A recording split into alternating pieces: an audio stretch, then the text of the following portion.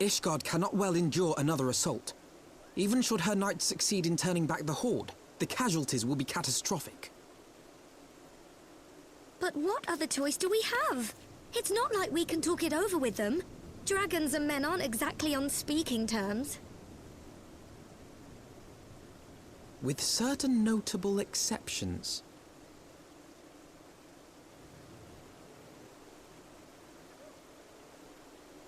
You don't mean Iceheart? When last you spoke with her, she lamented her crimes, did she not? Then there remains a sliver of hope.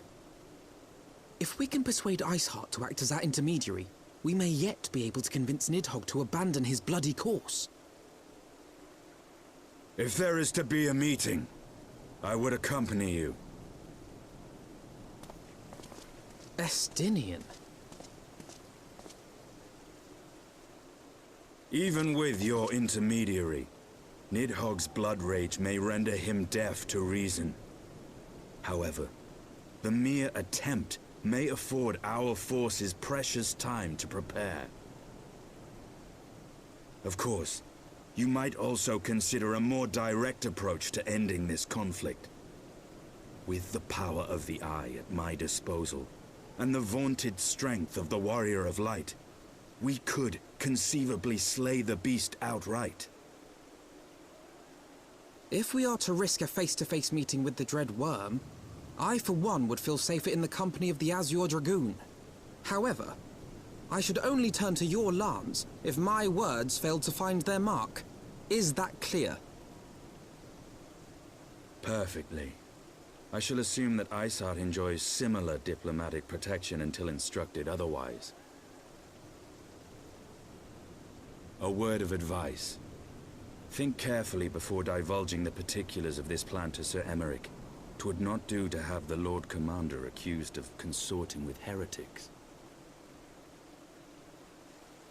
Indeed. I thank you for your counsel, Estinian. We shall be honored to have you with us. I am glad to be of service.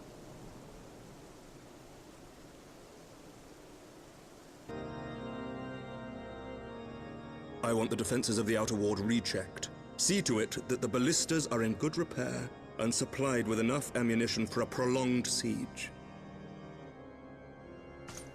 At once, my lord.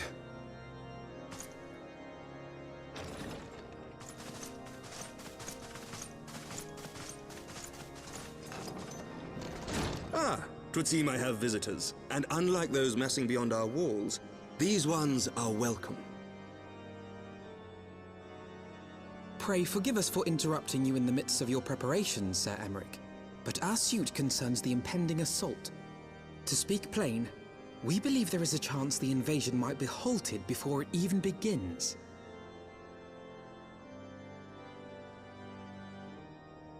I can divulge little more at this time, but I must nevertheless request that you advise the Holy See to refrain from launching any preemptive sorties whilst we seek to put our plans in motion.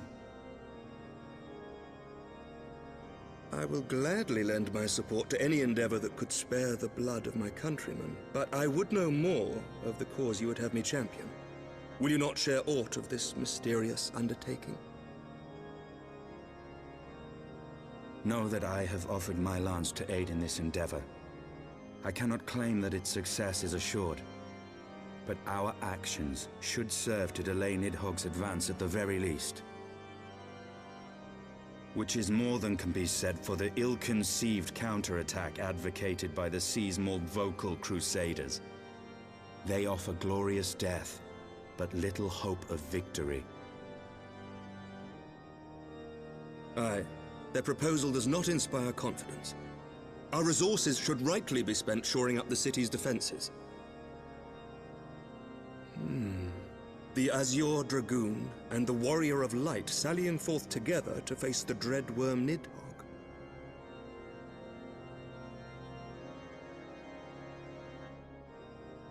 I must admit the mere thought of it does much to dispel my misgivings. Go then, carry out your plan. I shall do what I can for you within the Holy See.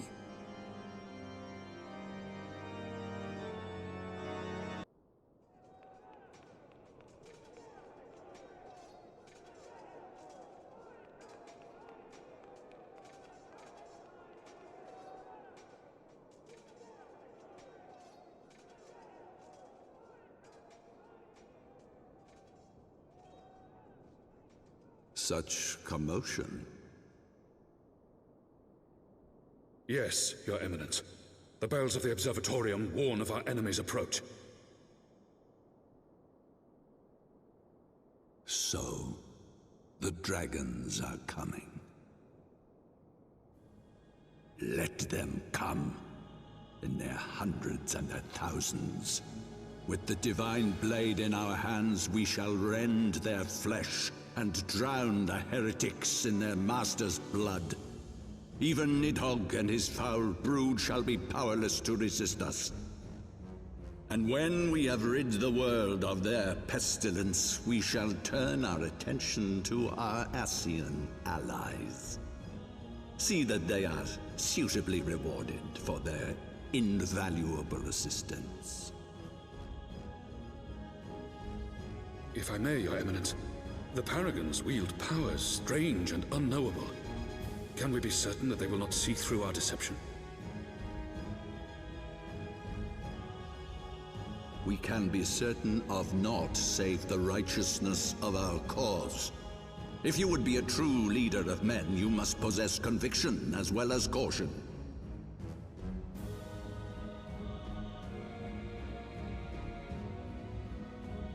We seek to excise the root of an evil that has blighted us for 1,000 years. The risk is worth the reward. And what of Estinian and this Warrior of Light? They have plans of their own. Leave them to their purpose. We must each play the role we have been given. You and your chosen brothers most of all.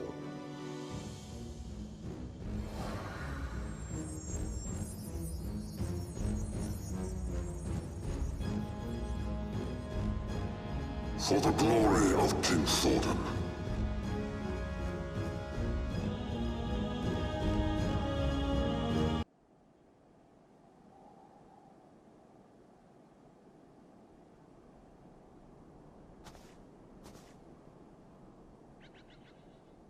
Ah, I should have known it would be you.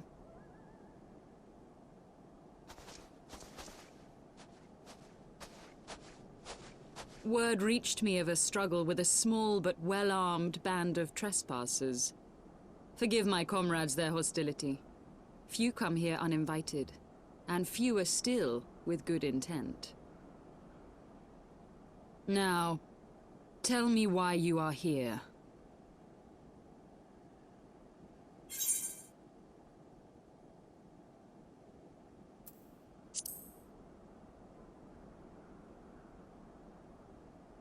So, you seek to stem the Dravanian tide with talk? A romantic notion. If you but knew the truth, the spark which lit the flames of this animosity, you would understand the futility of your quest. Shall I relate it to you? The sordid history my gift has shown me. That which the Holy See has taken such pains to suppress.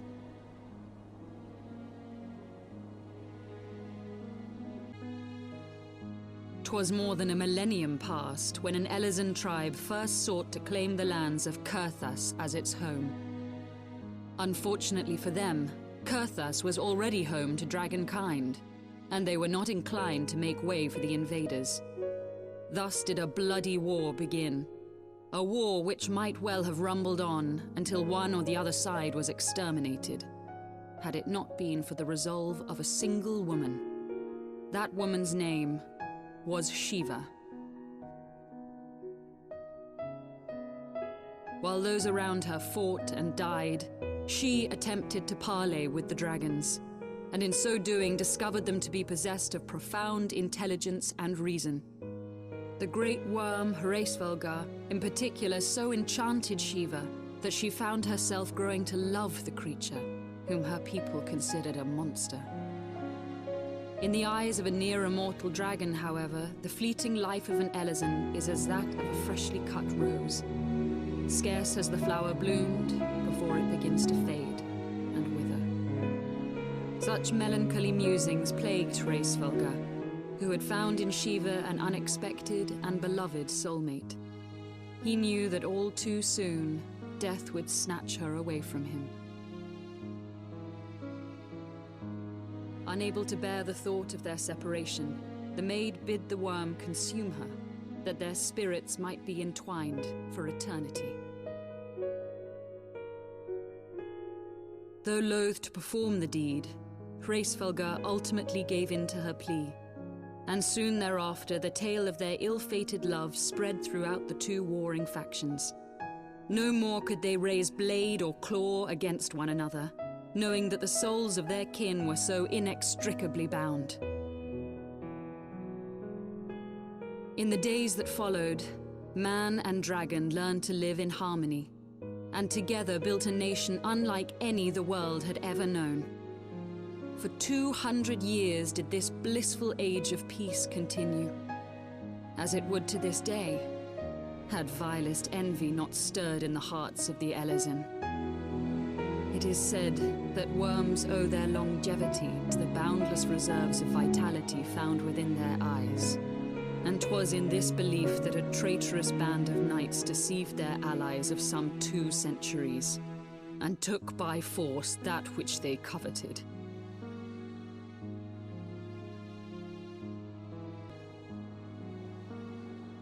Nidhogg, he who now stands poised to unleash his wormlings upon Ishgard, was the great dragon who lost an eye to Elezen treachery. And until he prizes it from the hands of the traitor's progeny, no amount of conciliatory words will stay his fury. You are wrong, Lady Iceheart. Lest you misunderstand, I do not doubt your vision of the past. 'Tis true that Nidhogg greatly desired to reclaim the Eye.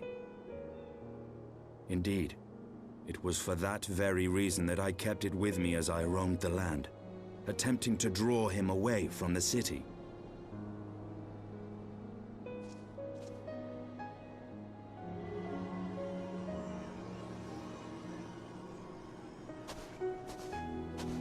Good gods! Until recently, Nidhogg seemed unable to resist its allure and pursued me relentlessly. Needless to say, that is no longer the case. Now, it would seem, he has fixed his attention on Ishgard itself, though he knows full well the Eye does not reside there.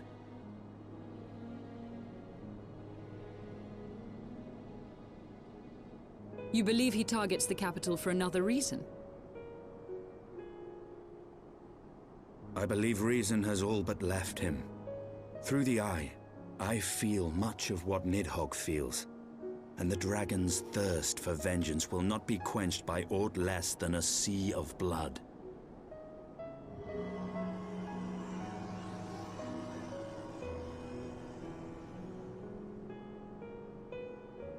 If Nidhogg is indeed lost to reason, might we not seek an audience with Hraesvelgr instead?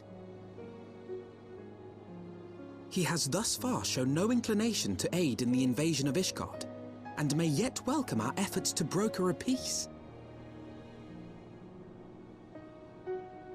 You still believe that a peaceable solution can be found?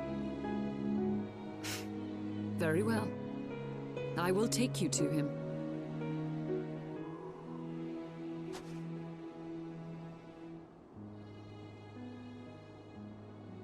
Our road will lead us to Dravania, the homeland of dragonkind. There we shall ascend unto the clouds, where Hraesvelgr resides.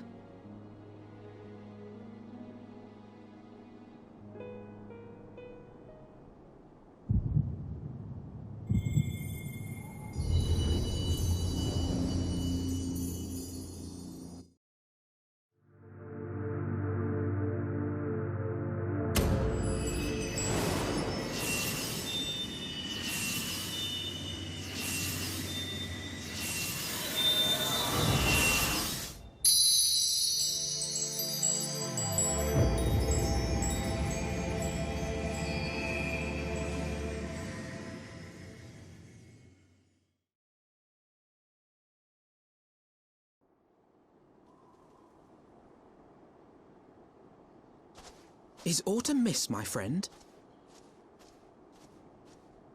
I sense the many battles are beginning to take their toll. Rest a while, and should you lose sight of us, Dravania lies beyond the mountains to the west.